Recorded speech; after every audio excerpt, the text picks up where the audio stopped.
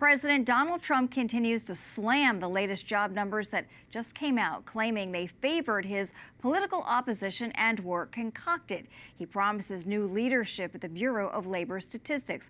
Meanwhile, the president also blasting India and hitting that nation in the wallet because of what it is purchasing from Russia. White House correspondent Owen Jensen reports. Owen. Tara, President Trump had no on-camera events scheduled for today, but on Truth Social, he had plenty to say, including that he will pick an exceptional replacement for the Bureau of Labor Statistics, days after that weak jobs report. President Donald Trump takes to Truth Social, making the allegation that last week's jobs report was rigged, just like the numbers prior to the presidential election were rigged. That's why, in both cases, there was massive, record-setting revisions in favor of the radical left Democrats. Just last night, the president told reporters, "We'll be announcing a new statistician sometime over the next 3-4 days. We had no confidence. I mean, the numbers were ridiculous, what she announced.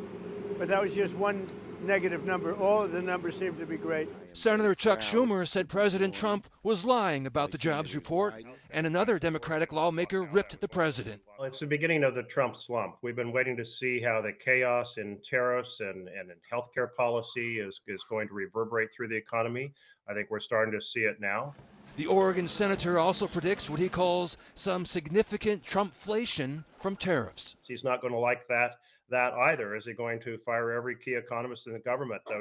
We want to be able to count on the truth of the numbers as we make decisions throughout our economy. And if it's a political appointee rigging the numbers in the future, how can we rely on them?